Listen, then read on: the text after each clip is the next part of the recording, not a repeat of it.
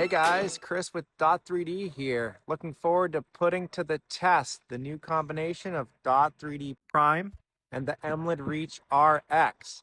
This combination of high accuracy, affordable iOS LiDAR scanning, high accuracy, affordable GNSS receiver are going to be paired for a scan today of a simple stretch of trail here at Diamond Hill State Park, and we'll see how it does.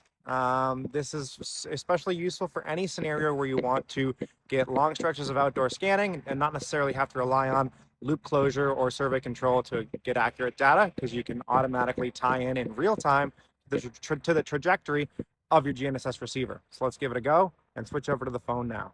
So first things first, we're going to open up the Emlid Flow application and establish a connection to the Reach RX via our N-Trip credentials, which have already been entered in this case, and you can see the connection is now live on the top right of the screen. And the longer you hold the device still, the more you'll see that connection strengthen, which is a good practice before you start your scan. Also, before we start our scan, we're going to switch over to iOS Bluetooth settings and make sure we do see two RX connections here. If one of them is not already connected, just tap to connect it, and then you'll be ready to switch over to Dot3D and start your scan. To first verify the connection, you want to go to Settings, GNSS, and Geo Settings, and then make sure that the Emlid Reach RX is selected and press Test Connection. If the connection is successful, you're good to go. If not, you can always try restarting both applications and double checking your Bluetooth connections as well. So now it's time to start scanning with the Emlid Reach RX. So I press the new scan button on my Dot3D home screen to initialize my camera and get ready to start my scan. The first thing you'll be prompted to do in any Dot3D scan is slowly move around the scene to initialize the camera until that green bar fills up. Now we can verify our RTK connection by tapping the satellite icon at the top left of the screen at any point in time, where we see we have a high quality RTK fixed signal, and we're ready to start our scan by pressing the green button on the bottom of the screen. Now with my connection live and active, I can just freely walk this long stretch of trail, knowing that my live RTK feed is being read into Dot3D the entire time I'm scanning.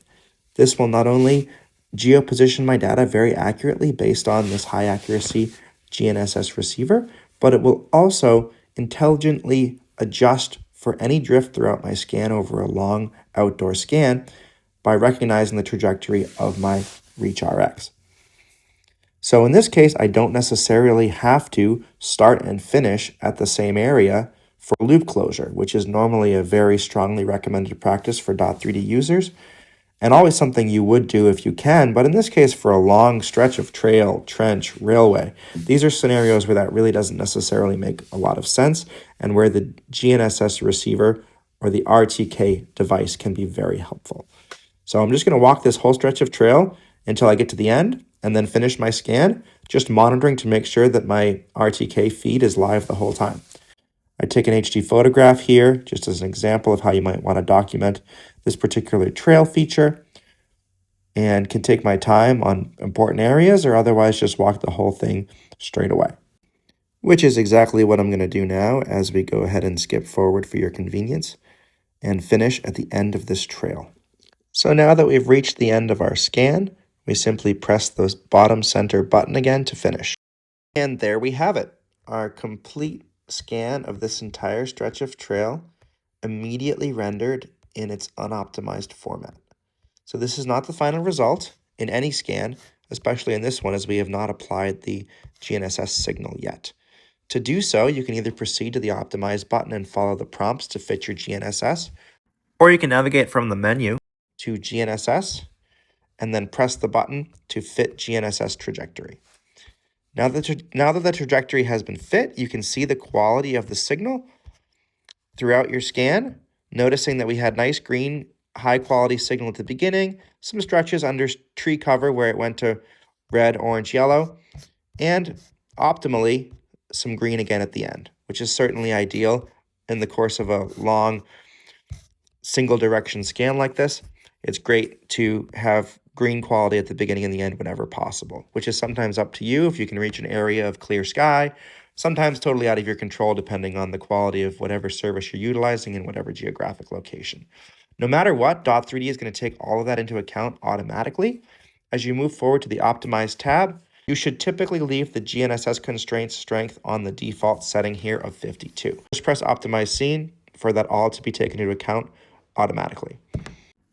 We've of course sped up the optimization here for your convenience, but the real-time on-device optimization for this scan was still only 2 minutes total. Now let's go ahead and take a look at our fully optimized, accuracy improved data set. So you can double tap to change the center of rotation to zoom in on different areas of your scan and take a look at all of the detail that we've captured in full color 3D of this trail. So this is a simple example of how you might utilize Dot3D for long-scale outdoor scanning with the Emlid Reach RX. Other examples include long trenches, railways, roadways, bridges, utilities, crash scenes, and really any particular outdoor scene that is large scale and not necessarily practical for you to either close the loop or apply survey controlled targets throughout. So in addition to the automatic accuracy improvement, what else do we gain from the georeferencing of this data set via RTK? If I go to the menu, view, map, we're going to see exactly where this took place on a map of the world, showing exactly where I traversed with Dot3D and my Reach RX. Next, we're going to go ahead and bring the full 3D data set into our geospatial software and see how it pops into the right place there as well. To do so, you want to either save or export from your File, Save As, or Export button. So we exported this to an LAS file in meters, and we're dragging and dropping it straight into QGIS mapping software. QGIS is an example of the many places you can go with your Dot3D data as a point cloud file, or as a GeoTIFF if you prefer to work in a scaled image format.